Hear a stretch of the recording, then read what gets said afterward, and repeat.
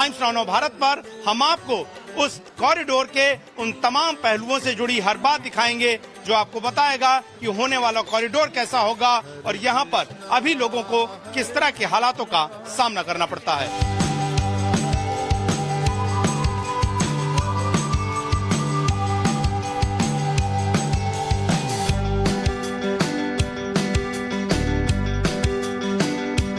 तो इस वक्त हम पहुंचे हैं वृंदावन के बाके बिहारी लाल के मंदिर पर और गेट नंबर 1 है और इस वक्त आपको कार्तिक के महीने में यहाँ पर जबरदस्त कृष्ण भक्तों की भीड़ देखने को मिलेगी।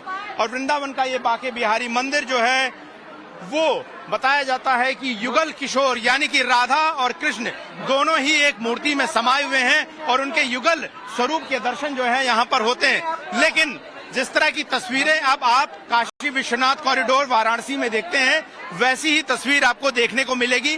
फिलहाल अगर आप देखें तो यहाँ पर भीड़ की वजह से भीड़ को नियंत्रित करने में काफी ज्यादा जद्दोजहद का सामना करना पड़ता है और ये तस्वीरें आपके सामने भी हैं। यहाँ पर लगातार उत्तर प्रदेश पुलिस के लोग, मंदिर प्रशासन के लोग जो हैं वो लगातार कोशिश करते हैं कि भीड़ को जो है मैनेज किया जाए, लेकिन साल दर साल जो है यहाँ पर त्योहार के मौकों पर हो रही परेशानियों और कई बार हुई भगदड़ और श्रद्धालुओं की मौत के बाद ये फैसला लिया गया कि काशी विश्वनाथ कॉरिडोर की तर्ज पर एक बाकायदा वृंदावन के में कॉरिडोर बनाकर जो है यहाँ पर श्रद्धालुओं के लिए जो मुश्किलें हैं वो कम की जाएंगी। आपने काशी विश्वनाथ कॉरिडोर देखा है? ना गए नहीं, लेकिन अब ये कॉरिडोर बन जाएगा, अभी बहुत मुश्किल होती है तो सबको आराम मिलेगा।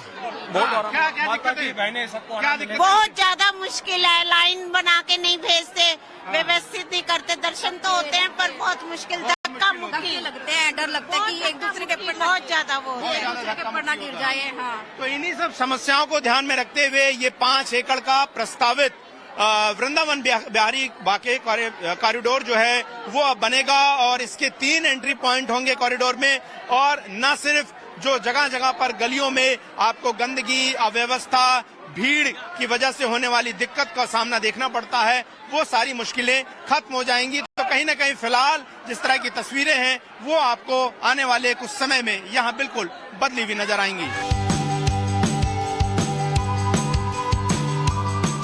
काशी विश्वनाथ कॉरिडोर की तर्ज पर मथुरा के वृंदावन में बने बाके बिहारी मंदिर के तरफ भी चारों तरफ एक कॉरिडोर बनाने की इजाजत इलाहाबाद हाईकोर्ट से मिल गई है और इस वक्त हम वृंदावन की उस पावन धरती पर हैं जहां पर कृष्ण का बचपन बीता था और कृष्ण ने ज्यादातर लीलाएं इसी धरती पर रची।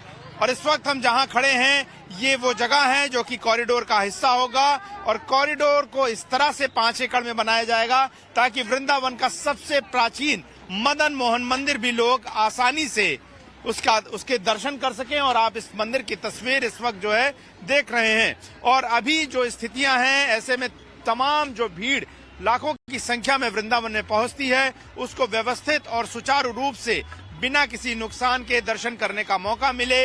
यही वजह है कि इस वृंदावन में बनने वाले कॉरिडोर का प्रस्ताव जो है वो लाया गया था और फिलहाल इलाहाबाद हाईकोर्ट की मंजूरी के बाद जो है इसे उत्तर प्रदेश सरकार अपने खर्चे पर बनवाएगी। और फिलहाल ये तस्वीरें आप जो देख रहे हैं कार्तिक के महीने में जो एक भीड़ का रेला यहाँ पर एक परिक्रमा करने के लिए पहुंचा है कृष्ण भक्तों का, उन सभी को बेहद आसानी से दर्शन करने का मौका बाके बिहारी मंदिर में मिल सकेगा। वो बाके बिहारी मंदिर जिसकी स्थापना, जो इसका निर्माण 1864 में बताया जाता है और फिलहाल उसके आसपास के चारों तरफ इलाकों में बेहद अतिक्रमण है जिसकी वजह से श्रद्धालुओं को काफी ज्यादा मुश्किलों का सामना भी करना पड़ता है। लेकिन अब इलाहाबाद हाईकोर्ट के आदेश के बाद जब ये कॉरिडोर बनेगा तो बाकायदा एक परिक्रमा वाले इलाके के साथ साथ लोगों को बेहद आसानी से दर्शन करने की सुविधा मिल जाएगी।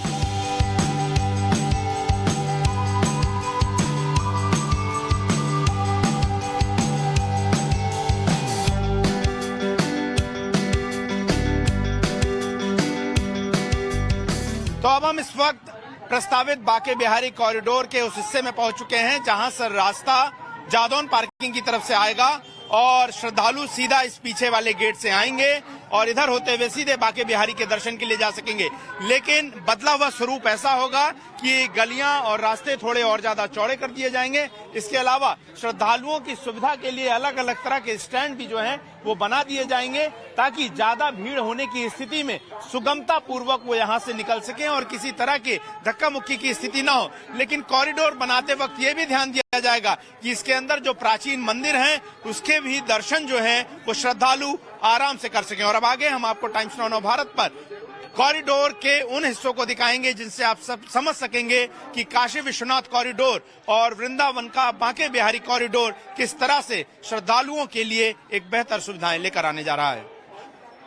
इस वक्त हम बांके बिहारी मंदिर के पास मौजूद हैं और उस मंदिर के प्रांगण के पास तमाम दुकानें हैं। जब ये कॉरिडोर प्रस्तावित हुआ उसके बाद इसका तमाम विरोध भी देखने को मिला। हालांकि अब कॉरिडोर को हरी झंडी मिलने के बाद किस तरीके से यहाँ के दुकानदार स्थानीय सोच रहे हैं, बात करने के लिए हमारे साथ लोग मौजूद हैं। साहब, क्या नाम है आपका? मेरा नाम श्याम बिहारी निषाद है जी। अब तो खैर पूर्व प्रधान हूँ। हाँ। ये चुनाव से पहले मेरी पंचायत थी, ये परिक्रमा के बाहर का क्षेत्र। लेकिन अब जब कॉरिडोर बन जाएगा तो किस तरह से आप उस बदलाव को देख रहे हैं? लोगों का क्या मत है? देखिए, अभी तक तो यही नहीं मालूम है कि कॉरिडोर में बनना क्या है। कोई स्पष्ट सामने नहीं आया है कि कहाँ चौड़ा करेंगे, कहाँ तोड़ेंगे, कहाँ फोड़ेंगे। भाई मेरे हिसाब से अगर देखा जाए, अगर जैसे हमारी ये VIP रोड से यहाँ से रोड लगभग 25 फीट है और 25 फीट को हम ऑलरेडी पूरा निकाल दें तो कोई जरूरत तो इतनी खास पड़ेगी नहीं। यहाँ हमारा 4 नंबर गेट है, इधर गोस्वामियों ने बैठक बना रखी है, इधर भी बैठक बना रखी है। अगर उस 4 नंबर गेट को 1 नंबर गेट को चौड़ा कर दिया जाए और 4 नंबर पे भी जगह है उसको भी चौड़ा, कि गेटों को चौड़ा कर दिया जाए, इधर रोडों को चौड़ा कर दिया जाए तो इतनी कोई दिक्कत नहीं आएगी। तो क्या लगता है कि अगर जिस तरह का कॉरिडोर बनाने का प्रस्ताव, उसमें दुकानदारों का नुकसान है, क्या है? नुकसान तो पूरा होगा। नुकसान में ये है कि दुकान तो खैर जाएंगी, लोगों के मकान भी जाएंगे, छोटे छोटे मंदिर बने हुए हैं जो काफी समय से बने हुए हैं वो भी जाएंगे। क्या नाम है आपका? मेरा मुकेश ठाकुर है जी। ठाकुर जी, ये बताइए कि क्या मत है दुकानदारों का, वो चाहते हैं बने या ना बने? क्या दुकानदारों का विरोध कॉरिडोर से नहीं है। उनका विरोध केवल इतना है कि उनका भी ख्याल रखा जाए, गवर्नमेंट उनका भी ख्याल रखे कि भाई उनकी रोजी रोटी है, उन्होंने बड़ी मेहनत से बनाया है, इसको ये खत्म न की जाए। उसके बाद कॉरिडोर का कोई विरोध नहीं है क्योंकि जो भी जनता के लिए होता है अच्छा ही होता है, तो गवर्नमेंट जो भी करेगी अच्छा ही करेगी। बताया जा रहा है कि 200 करोड़ रुपए का अभी रखा गया है मुआवजा जिसमें लोगों को दिया जा सके। जी, उसके लिए अभी कोई ऐसी स्कीम नहीं आई है। अच्छा। कोई पेपर में न्यूज कहीं पे भी कोई ऐसा कुछ नहीं आया है। इसके बारे में तो हम कुछ नहीं बता सकते, लेकिन ये है कि अगर होगा तो गवर्नमेंट अच्छा ही करेगी। ये बताइए कि जो कॉरिडोर बन रहा है उस पे दुकानदारों का क्या है समर्थन, विरोध, किस तरह से देख रहे हैं आप लोग इस कॉरिडोर? देखिए जी, कॉरिडोर का कोई भी विरोध नहीं है अपने यहाँ। केवल ये है कि सरकार से एक ही विनती है, जिनकी दुकानें हैं, जिनकी रोजी रोटी है, केवल उनको रोजगार दिया जाए। बाकी जो कॉरिडोर बन रहा है उसका स्वागत है। उसका स्वागत है। आप क्या कहेंगे? सर, मैं पुष्पा भारद्वाज हूँ, दिल्ली नांगई से आई हूँ मैं, और यहाँ पे बिहारी जी के दर्शन के लिए आए हैं हम बहुत मन से आते हैं, बहुत एक श्रद्धा भाव से आते हैं। लेकिन जब यहाँ पे हम रोजाना आए दिन नए नए एक्सीडेंट सुनते हैं ना, तो बहुत मन दुखी होता है। हमें हमेशा यही लगता है कि अगला नंबर कहीं हमारा ना हो, कि धक्का मुक्की जो होती है, क्योंकि वो स्पेस बहुत कम पड़ जाता है। और बिहारी जी की जो छवि है उसको दर्शन करने के लिए लोग बेताब होते हैं देखने के लिए। तो उसको देखते हुए तो बहुत अच्छा स्टेप उठाया है गवर्नमेंट ने। लेकिन जहाँ तक ये है कि भाई जो दुकानदार हैं उनकी रोजी रोटी चली जाएगी।